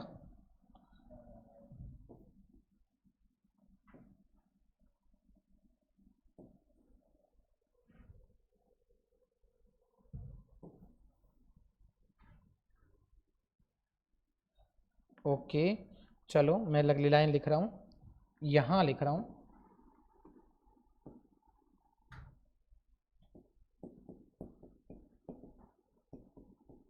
राजस्थान के मैदान को 25 डिग्री सेंटीमीटर वर्षा रेखा, ये वर्षा रेखा है ना, दो भागों में विभाजित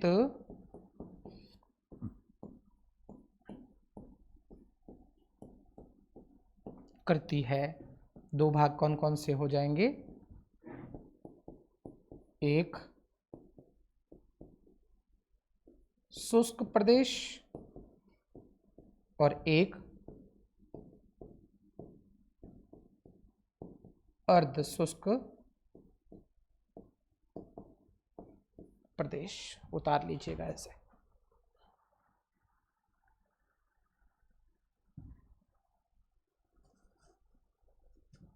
अर्थात राजस्थान का बांगर और राजस्थान का क्या हो जाएगा, राजस्थान का मरुस्थलीय प्रदेश।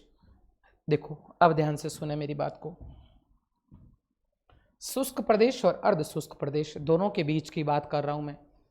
ये जो प्रदेश है ना, ये कौन सा हो जाएगा, राजस्थान का बांगर। इस प्रदेश का नाम है राजस्थान बांगर।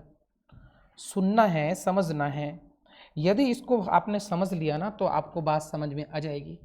राजस्थान का बांगर जो है वो 25 डिग्री सेंटीमीटर से 40 डिग्री सेंटीमीटर के मध्य है।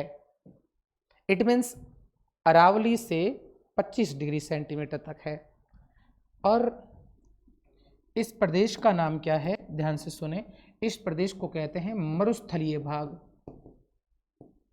और मरुस्थलीय प्रदेश जो है आप जानते ही हैं पूरा का पूरा शुष्क है।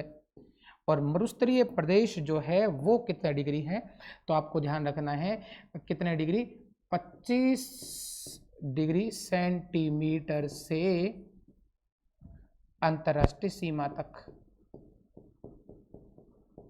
अंतर्राष्ट्रीय सीमा तक। और 40 डिग्री के कोष्टक में आप लोग चाहें तो अरावली लिख सकते हैं, अरावली तक। मेरे ख्याल से ये बात आपको समझ में आ गई होगी।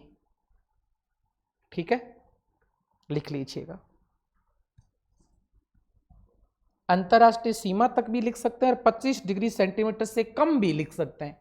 कम है तो मरुस्थलीय प्रदेश, ज्यादा है तो कौन सा है, राजस्थान का बांगर प्रदेश। इसके बारे में भी डिटेल से पढ़ेंगे, अभी कोई दिक्कत वाली बात नहीं, दोनों प्रदेशों को लेंगे अपन।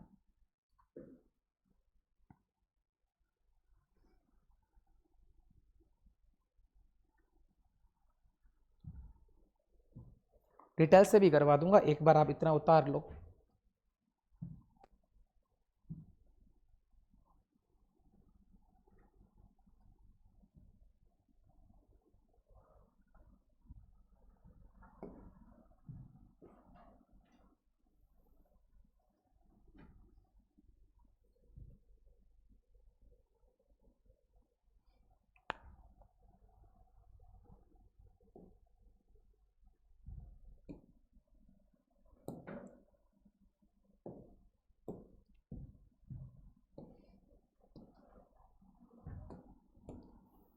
चलो अगले पेज में ही ले लेता हूँ ताकि इसको पूरा डिटेल से पढ़ लेंगे अपन लोग, है ना। ये लो, अब तो आगे समझ में। ठीक है,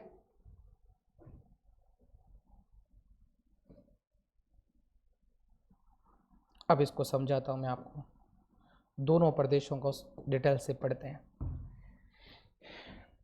दो भाग है ना इसके, दो भाग में पहला भाग कौन सा है, सीधा लिख दीजिए, कोई दिक्कत वाली बात नहीं। नंबर 1 कौन सा लिखेंगे,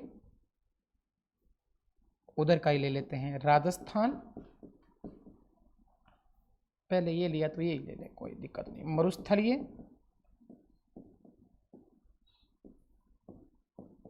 प्रदेश, मरुस्थलीय प्रदेश। फिर इसकी क्या लिखेंगे,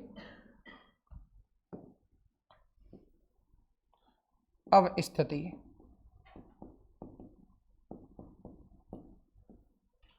अवस्थिति में क्या लिखने वाले हैं,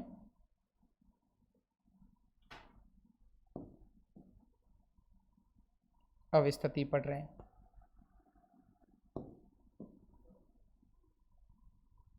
अवस्थिति में इधर ध्यान दीजिएगा, अवस्थिति में क्या पढ़ रहे हैं बेटा, ये कहां से कहां तक है, तो 25 डिग्री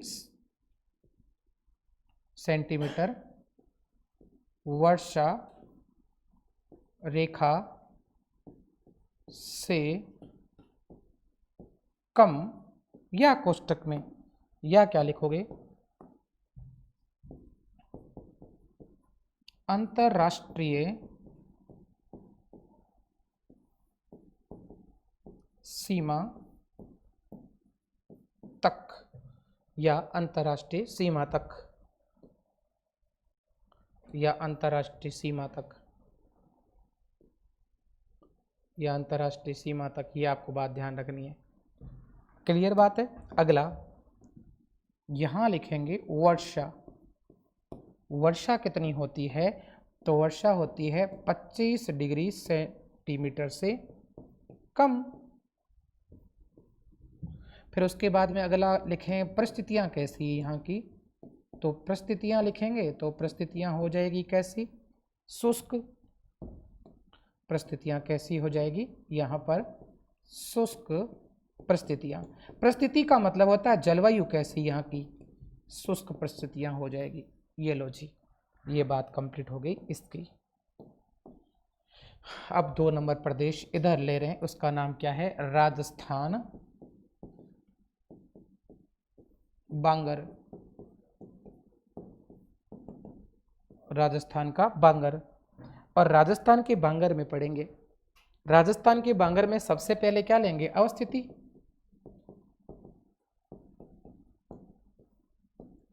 अवस्थिति में यदि हम बात करें, अवस्थिति में यदि हम बात करें तो लिखेंगे, अवस्थिति में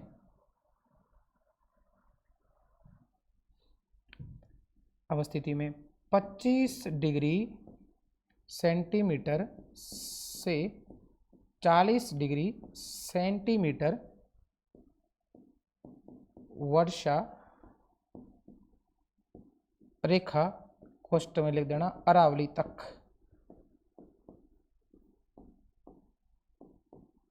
यहां तक है इसका भाग। फिर अगला देखो, अगला पॉइंट क्या आएगा, वर्षा।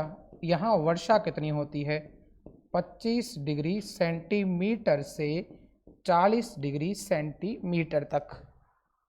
ठीक है, सही है ना, अरावली तक कितनी होगी। अगला और पॉइंट लेते हैं, परिस्थितियां कैसी है, परिस्थितियां कैसी है। तो बेटा परिस्थितियां कैसी हैं यहाँ की, अर्ध शुष्क। मेरे ख्याल से ये आप लोगों को पूरा कंप्लीटली समझ में आ गया। कौन सा, राजस्थान का मैदान, इतना ही है।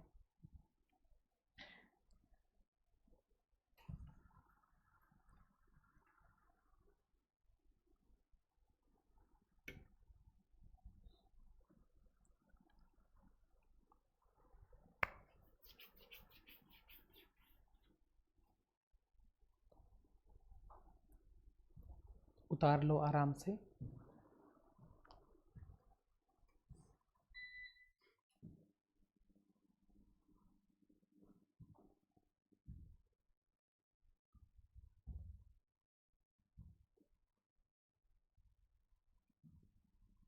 शुष्क परिस्थितियां आ रही है तुम्हारे।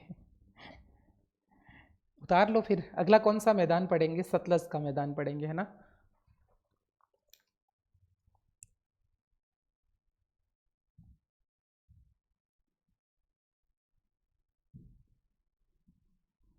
सतलज का मैदान आराम से उतार लो, कोई दिक्कत नहीं।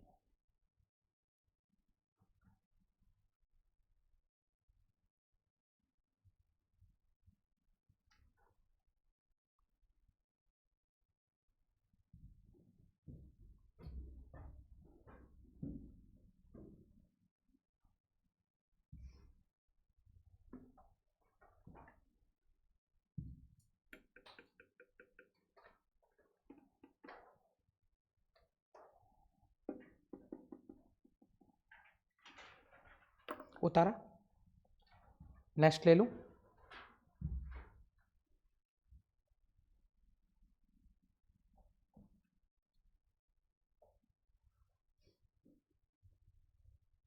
उतार लो, कोई बात नहीं।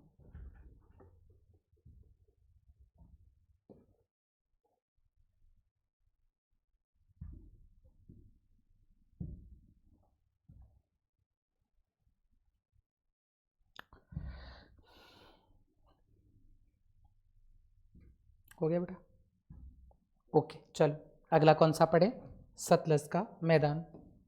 तो 2 नंबर पॉइंट लगा दीजिए। कौन सा पढ़ेंगे बेटा, सतलज का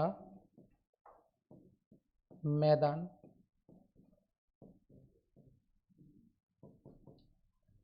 सतलज का मैदान।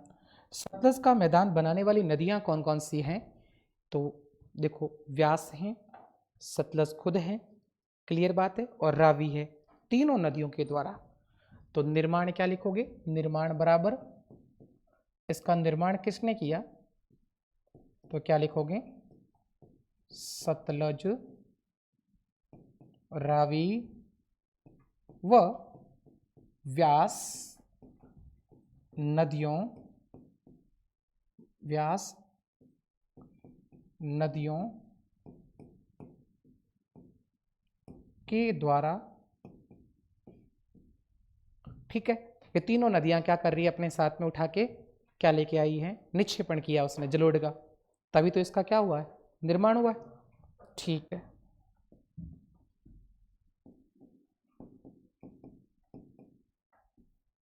विस्तार या फैलाव कौन से राज्यों में है,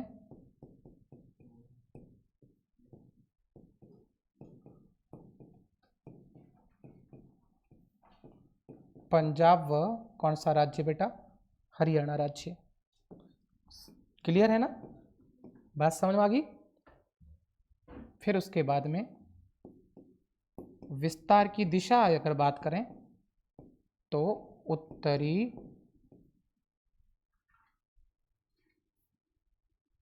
उत्तर पूर्व से दक्षिण पश्चिम तक। अच्छा, मुख्य नदी कौन सी है लिख दिया मैंने, है ना। इसमें भी मेन नदी की बात करें तो सतलज है, तभी तो इसके नाम से सतलज का मैदान रखा हुआ है।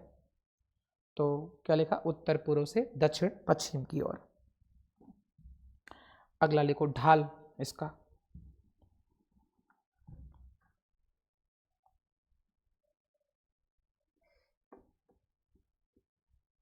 ये दिशा लिखा ना, तो दिशा और कोष्टक में है ना, आप इसको ढाल भी कह सकते हैं। इसका ढाल किस तरफ है, कौन सी दिशा की ओर है ना, ठीक है। एक शब्द है बारी और एक शब्द है बिस्त प्रदेश। बारी किस्त नहीं है, बारी व बिस्त प्रदेश। बारी और बिस्त प्रदेश क्या है, बारी और बिस्त प्रदेश है दो नदियों के बीच पाए जाने वाला उपजाऊ मैदान। क्या कहलाता है, बारी व बिस्त दोआब कहलाता है। ध्यान रखना, बारी व बिस्त दोआब कहलाता है। तो इसके मध्य लिखना, दो नदियों के मध्य पाया जाने वाला उपजाऊ भूभाग बारी व बिस्त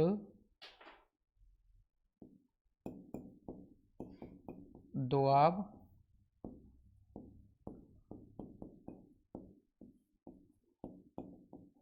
कहलाता है।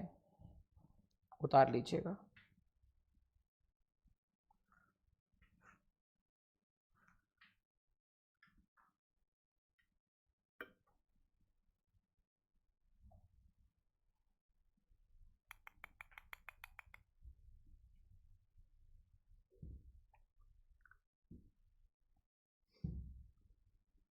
अब ध्यान से सुने, एक डायग्राम बना रहा हूं, उस डायग्राम में आप लोगों को समझ लेना है।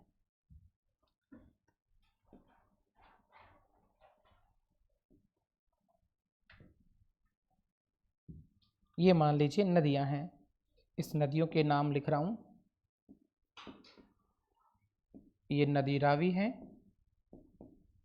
ये नदी व्यास है, ये नदी सतलज है। रावी और व्यास दोनों के बीच का जो मैदान होगा उसको कहते हैं, पहले वाला कौन सा है, बारी, दोआब। अब मैं आपको बता रहा हूं, ध्यान से सुने मेरी बात को। बारी प्रदेश का नाम है, दोआब का मतलब होता है दो नदियों के बीच की भूमि। दो आब, ये आब शब्द का मतलब होता है उपजाऊ मैदान, दो मतलब दो, तो दो नदियों के बीच का जो रावी और व्यास के बीच में कौन है, बारी। और रावी और सतलज के बीच में कौन है, मेरे ख्याल से ये बात आप लोगों को समझ में आ गई होगी, अलग से कुछ करने की जरूरत नहीं है। डायग्राम के साथ बना लीजिएगा, भूलना नहीं है फिर।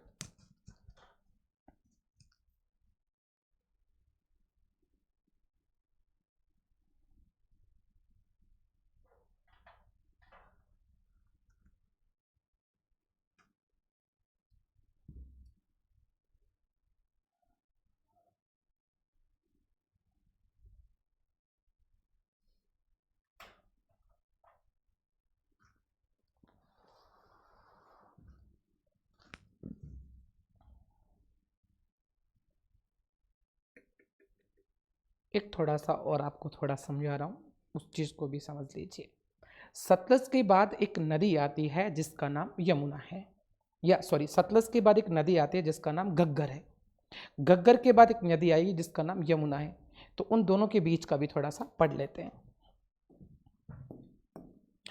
यहाँ एक मान लीजिए इस तरीके से नदी है और इस तरीके से एक और नदी है। इन दोनों के बीच का ये तो था दोआब, बट अब दोआब नहीं पढ़ेंगे, अब हम पढ़ेंगे मैदान। तो नदियों के पहले नाम डाल देता हूँ ताकि आप लोगों को समझ में भी आ जाए। इस नदी का नाम मैंने डाल दिया घग्गर। पाकिस्तान में उसको हकरा कहा जाता है। हाँ, हकरा नहीं है, हकरा।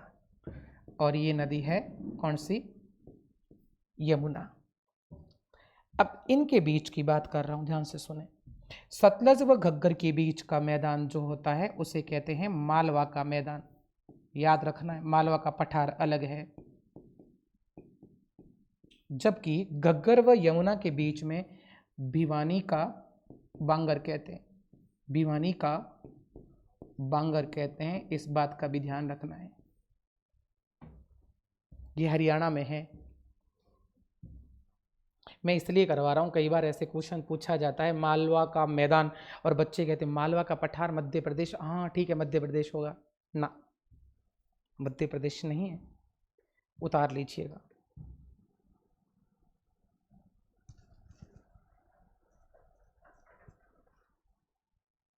इसको हरियाणा भिवानी का मैदान भी कह सकते हैं ना। आप लोग पूरा नाम लिखे तो इसको क्या नाम लिख कह सकते हैं? हरियाणा भिवानी का मैदान भी कह सकते हैं।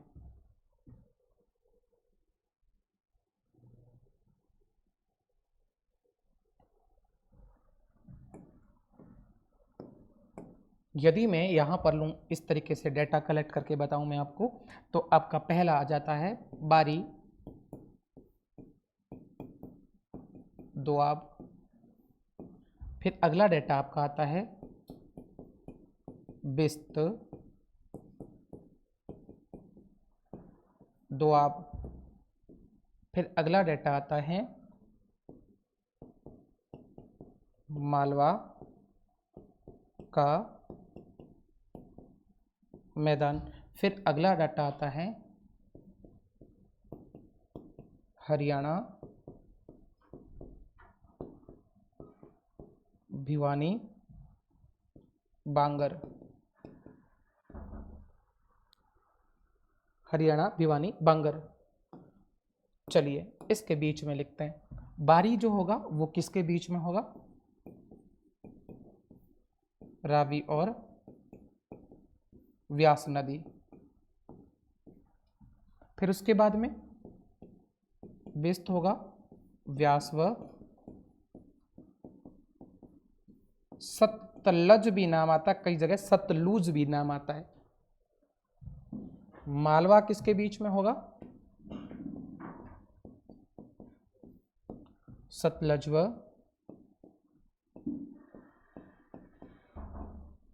घग्गर नदी। और ये किसके बीच में होगा?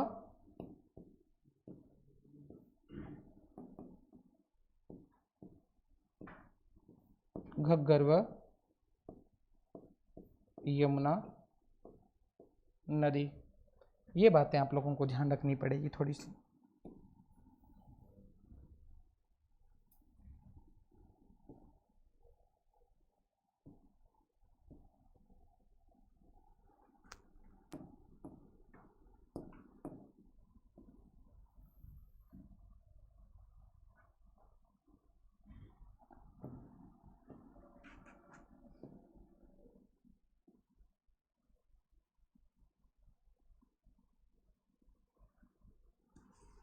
उतार लीजिए।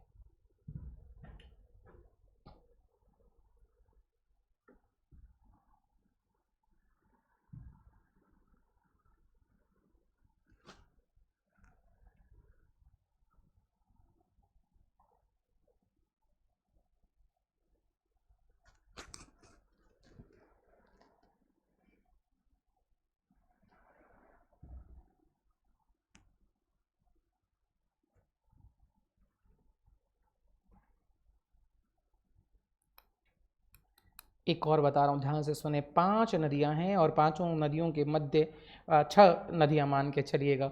एक तो सिंधु, और सिंधु की 5 सहायक नदियाँ, टोटल 6 नदियाँ हैं। और 6 के बीच में भी दोआब पाए जाते हैं। 2 नदियों के बीच का तो मैंने आपको बता दिया, बारी, बिस्त, रचना, छाज, सिंधु सागर के नाम से जाना जाता है। वो भी अभी करवा रहा हूँ मैं आप लोगों को।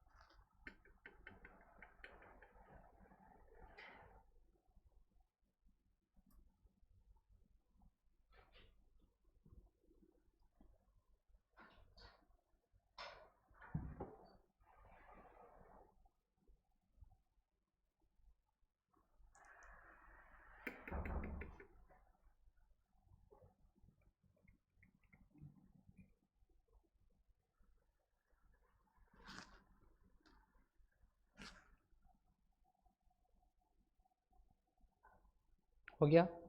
अपन दोआब पढ़ते हैं अभी। दोआब का थोड़ा मामला है तो थोड़ा ढंग से पढ़ना पड़ेगा। एक तरफ तो अपन बनाएंगे डायग्राम, थोड़ा सा एक बार डायग्राम के संदर्भ में समझाता हूँ मैं आपको। हमारा टॉपिक चल रहा है दोआब, और दोआब का मतलब आपको बता दिया मैंने, दो नदियों के मध्य की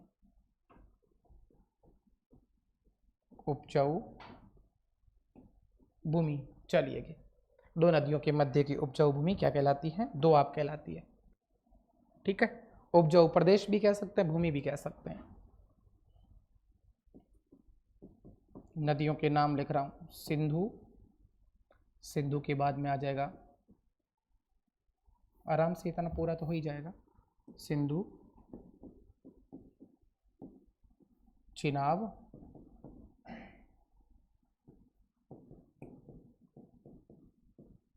झेलम, रावी, व्यास,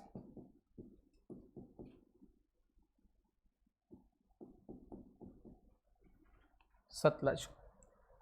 सही है ना?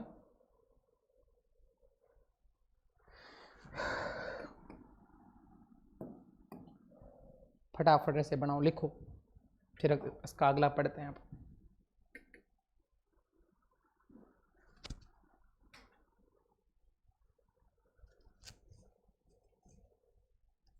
पहले है ना, चिनाब की जगह थोड़ा एक काम करना आप लोग, है ना, इसको इधर करते हैं, सॉरी, और ताकि क्या है कि पूरा सिस्टम सही सेट हो जाएगा।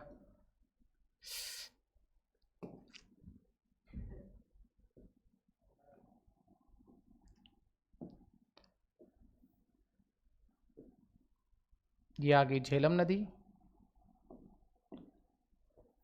ये आ गई चिनाब नदी। अब क्या लाइन में हो जाएगा पूरा सिस्टम, अब हमें दिक्कत नहीं होगी कि अलग अलग क्या है। समझना यह है कि सिंधु और झेलम के बीच का मैदान, आगे वैसे डायग्राम में करवा दूंगा, कोई दिक्कत नहीं है। इसको कहा जाता है सिंधु सागर दोआब। यदि आपने इस तरीके से पढ़ लिया तो भूलोगे नहीं, फिर उतारो ऐसे, सिंधु सागर दोआब।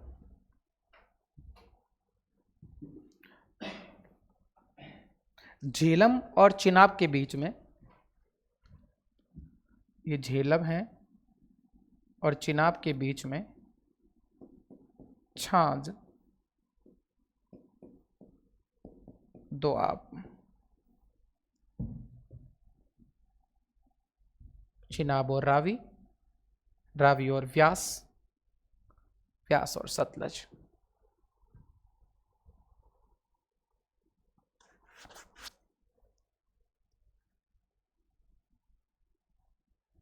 रावी और चिनाब और रावी के बीच में जो बनेगा उसे कहते हैं रचना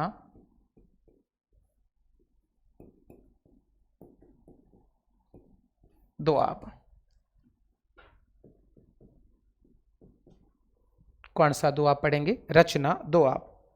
और व्यास और रावी के बीच में, व्यास और रावी के बीच में जो दोआब बनेगा उसका नाम है बारी दोआब। अभी लिखवाया था मैंने, बारी दोआब। और इस जगह जो बनेगा उसका नाम है बिस्त दोआब, जो सतलज और व्यास के बीच में बनता है। याद रखना इस तरीके से, आप लोगों को इस तरीके से याद रखना है। ठीक है, ये दोआब एग्जाम में पूछे जाते हैं कि किन किन के बीच में कौन कौन सा दोआब पाया जाता है। टोटल दोआब कितने हैं? 5, और पांचों ही नदियां हैं, सिंधु और सिंधु की सहायक नदियों के बीच में है। यदि इसको अपन थोड़ा सा ध्यान से सुने,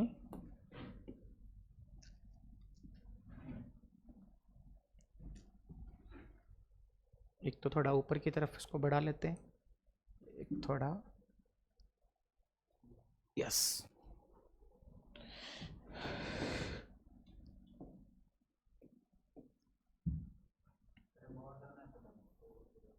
और बस ये लास्ट ही है। थक गए?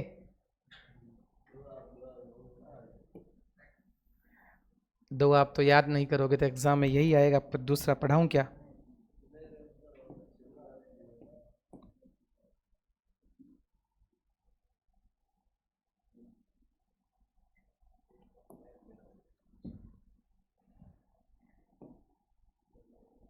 इसमें दुआ भी ही है तो फिर दुआ भी ही पढ़ाना पड़ेगा बेटा।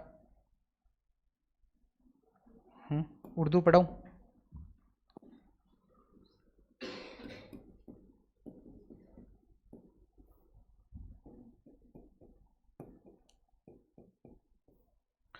नहीं तो याद रहेगा नहीं, तुम लोग कितना भी रट लोगे तो भी। सबसे पहला लिख दीजिएगा,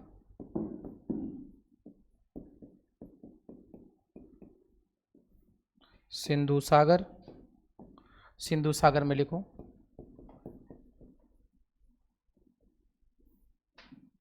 सिंधु व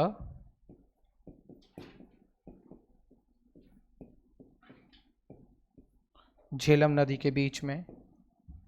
अगला लिखना है छाछ। छाछ लिखना है झेलम व चिनाब नदी के बीच में। अगला लिखना है रचना।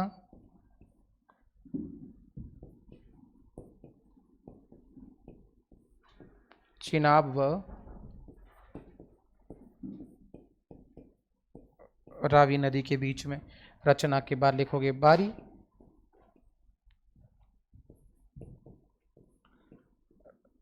रावी व व्यास नदी के बीच में। और अगला आता है बिस्त। इनमें से एक क्वेश्चन आएगा, याद कर लेना आप लोगों को।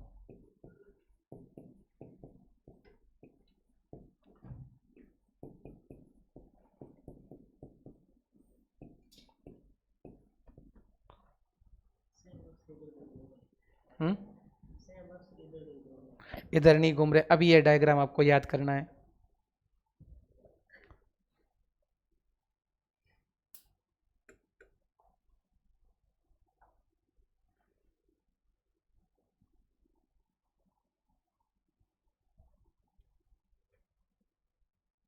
सैम नहीं घूम रहे बेटा, सतलज मैदान में दो ही दो अब आते हैं। सतलज के मैदान में बारी और बिस्त दो ही आएंगे, उसके अलावा टोटल है 5। तो पांचों का मैंने अलग लिखवाया है ताकि इनमें से क्वेश्चन आ जाए। ऐसे इतने में घूम जाओगे तो फिर कैसे याद करोगे बताओ।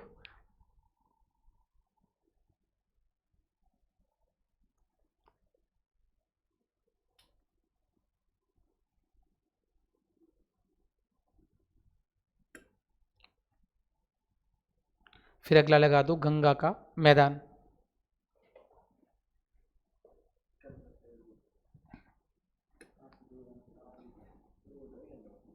क्या बात कर रहे हो? चलो इस क्लास को कल करते हैं, फिर ज़्यादा हो जाएगा ना।